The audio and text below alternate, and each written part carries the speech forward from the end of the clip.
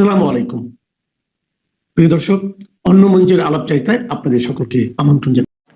সেনাপ্রধান জেনারেল ওয়াকারুজ্জামান কি বললেন? অধ্যাপক ইউনূসের নিয়োগকর্তা বলে যারা পরিচিত, যাদের পরিচয় সরকারি কিংস পার্টি, তাদেরকে তিনি বললেন শিশু বা অপরিপক্ক, যাদের কথা ছাড়া যমুনার দপ্তরের গাছের পাতাও নড়ে না, যাদের কথায় সরকার উপদেষ্টারা ওঠে আর বসে, তাদেরকে বললেন নাবালক।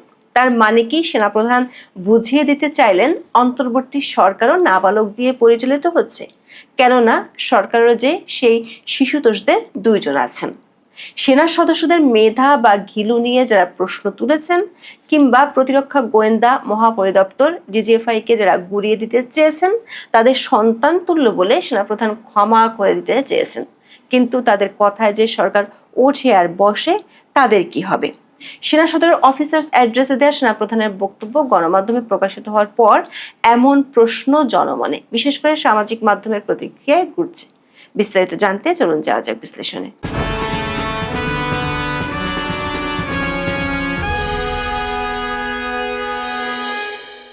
গত বছর 5ই আগস্ট ক্ষমতার পালাবদলের পর থেকে সেনাবাহিনীকে অদৃশ্য শত্রু বানিয়ে নিয়মিত বিরোধীতে তাদের বিরুদ্ধে লড়াই করছেন এনসিপির নেতারা। তাদের পেছনে দীর্ঘদিন ডক্টর মোহাম্মদ ইউনূস সরকারের মদদের বিষয়টিও ছিল স্পষ্ট। সরকারের থেকেও উপদেষ্টা মাহফুজ আলম এবং আসিফ মাহমুদকে সরাসরি সেনাবাহিনীর বিরুদ্ধে কথা বলতে দেখা গেছে। উপদেষ্টা আসিফ এমনও বলেছিলেন, সেনাপ্রধান বুকে পাথর চাপা দিয়ে প্রধান উপদেষ্টা হিসেবে ডক্টর মোহাম্মদ ইউনূসকে মেনে নিয়েছেন। সরকারি থেকেও এ ধরনের লাগাম ছাড়া কথা বলে গত 1 বছরে সেনাবাহিনীকে অনেকটা প্রতিপক্ষে পরিণত করার চেষ্টা দেখা গেছে।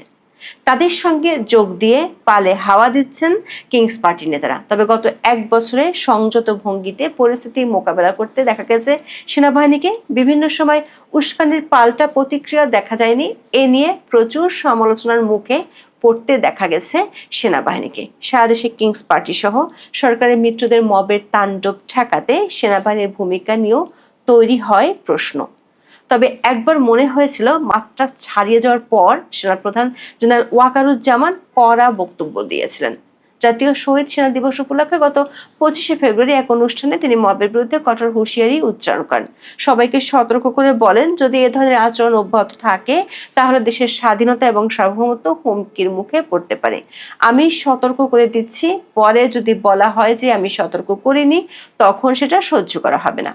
সেনাবাহিনীর উপর আক্রমণ না করার আহ্বান জানিয়েছিলেন তিনি। বলেছিলেন, সেনাবাহিনী এবং সেনাপ্রধানের প্রতি বিদ্বেষ কারো কারো কি কারণে জানি না, 7 মাসে অনেক হয়েছে, এনাফ ইজ এনাফ। তবে সেনাপ্রধানের এই হুঁশিয়ারি সরকারের মিত্ররা গায়ে মাখেনি, নিজেদের মতো করে চালাতে থাকেন অরাজকতা। উল্টো এনসিপি নেতা হাসনাত আব্দুল্লাহ স্ট্যাটাস দিয়ে সেনাপ্রধান এবং সেনাবাহিনীকে প্রশ্নবিদ্ধ করেন, বানাতে চেয়েছিলেন জাতীয় ভিলেন। আবার সরকারি কিংস পার্টির নেতাদের সীমাহীন স্বেচ্ছাচারে বাংলাদেশ এরই মধ্যে পরিচিত হয়ে উঠেছে মবের রাজ্য হিসেবে।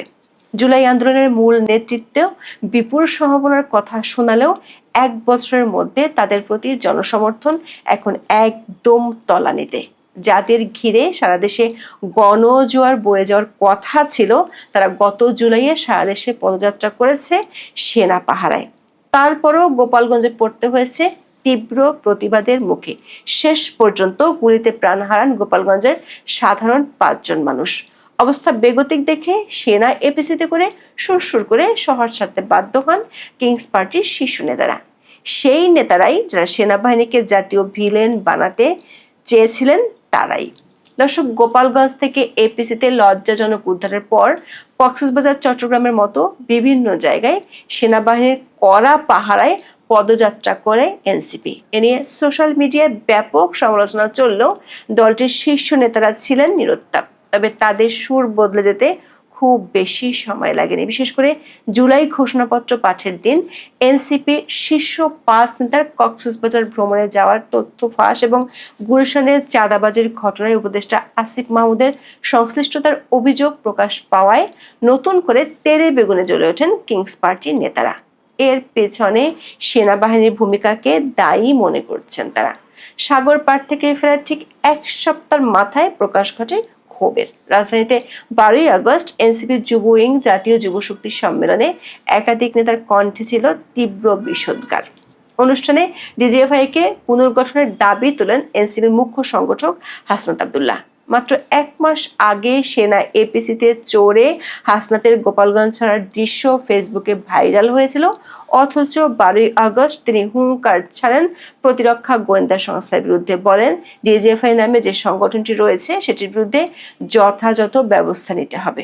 বাংলাদেশের বিরুদ্ধে ষড়যন্ত্র রুখতে ডিজিএফআই এর কোনো কার্যকর পদক্ষেপ নেই বলেও অভিযোগ করেন সেনাবাহিনীর কৃপাধন্য হাসনাত। বলেন, প্রয়োজনে প্রতিষ্ঠানটাকে ব্যান করে দিতে হবে।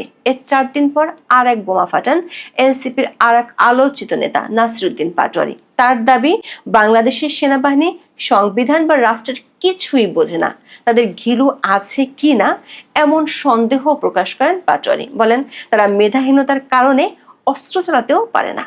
দর্শক, এর আগে শহীদ মিনারে 3রা আগস্ট এনসিপির প্রধান নাহিদ ইসলামও কাঠগড়ায় দাঁড় করান সেনাবাহিনীকে। দাবি করেন, 1 বছরে তারা সেনাবাহিনীকে জনগণের প্রতিষ্ঠান হিসেবে গড়ে তুলতে পারেনি। প্রশ্ন হলো, জনসমর্থন তলানিতে থাকা কিংস পার্টি কোন ক্ষমতার জায়গা থেকে দেশের জাতীয় প্রতিষ্ঠান সেনাবাহিনীকে এভাবে বিতর্কিত করছে?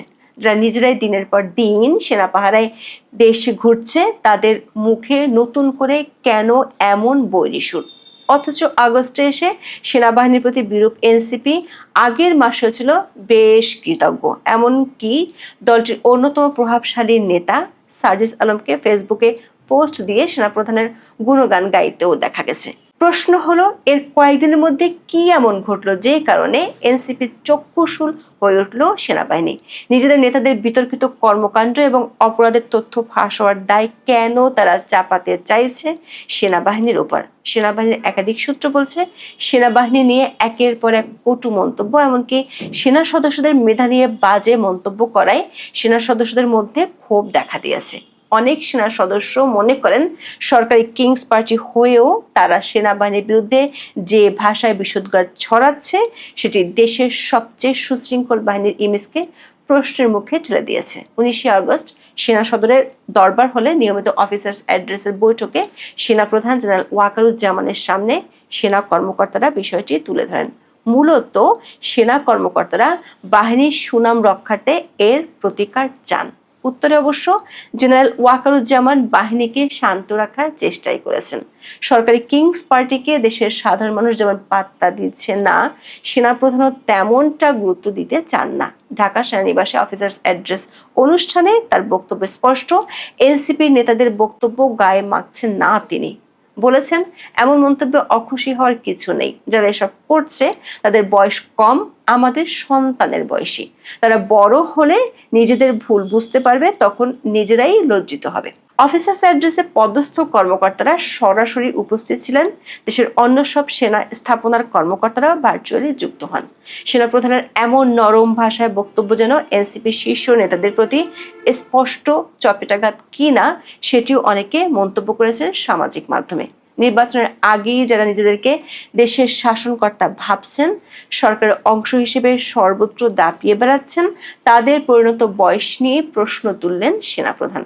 জানালেন, বয়স বাড়লে তারা নিজেদের ভুল বুঝতে পারার সক্ষমতা অর্জন করবেন এবং তখন ভুল বকার কারণে নিজেরাই লজ্জিত হবেন। সেনাপ্রধান বুঝিয়ে দিলেন, লড়াই হয় শিয়ানে শিয়ানে, সিংহ আর গাধার লড়াই হয় না। গোপালগঞ্জে যে এনসিপি নেতাদের বাঁচালো সেনাবাহিনী, যাদের জন্য সেনাবাহিনী নিরস্ত্র মানুষের উপর গুলি চালালো, তাদেরকেই সেনাপ্রধান বললেন শিশুতোষ আর অপরিপক্ক। সেনাপ্রধানের বক্তব্য থেকে আরো পরিষ্কার, আপাতত তিনি আশেপাশের বাগাড়ম্বরের দিকে মনোযোগ দিতে রাজি নন। দেশে একটি অবাধ ও সুষ্ঠু নির্বাচন আয়োজনে সহায়তা করাই সেনাবাহিনীর মূল লক্ষ্য। জেনারেল ওয়াকারুজ্জামান বলেন, দেশ এখন নির্বাচনের দিকে যাচ্ছে। অবাধ, সুষ্ঠু ও নিরপেক্ষ নির্বাচন অনুষ্ঠানে সরকারকে সহযোগিতা করার জন্য সেনাবাহিনী সব ধরনের প্রস্তুতি নিয়েছে। তিনি আরো বলেন, দীর্ঘ সময় ধরে সেনারা মাঠে দায়িত্ব পালন করছেন। আগে এত দীর্ঘ সময় মাঠে থাকতে হয়নি। তাই সবার সঙ্গে ভালো সম্পর্ক বজায় রাখতে হবে, দূরত্ব থাকলে তা দূর করতে হবে। দর্শক, এনসিপি নেতাদের গত কয়েকদিনের বক্তব্য থেকে বোঝা যাচ্ছে দেশে নির্বাচন হোক সেটি তাদের পছন্দ নয়। সেদিক থেকেও একটি স্পষ্ট বার্তা এসেছে সেনাপ্রধানের মুখ থেকে। প্রশ্ন হলো, কক্সবাজারের সাগর পাড়ে বসে করা পরিকল্পনার ছক কি তাতে বদলাবেন এনসিপির নেতারা, নাকি সেনাবাহিনীকে বিতর্কিত করার চেষ্টা চালিয়ে যাবেন? আবার বিপদে পড়লে সেনা এপিসি হয়ে উঠবে তাদের নিরাপত্তার আশ্রয় কেন্দ্র। এখন এ পর্যন্ত। সবাই ভালো থাকুন, সুস্থ থাকুন, নিরাপদে থাকুন। দেখা হবে আগামী পর্বে।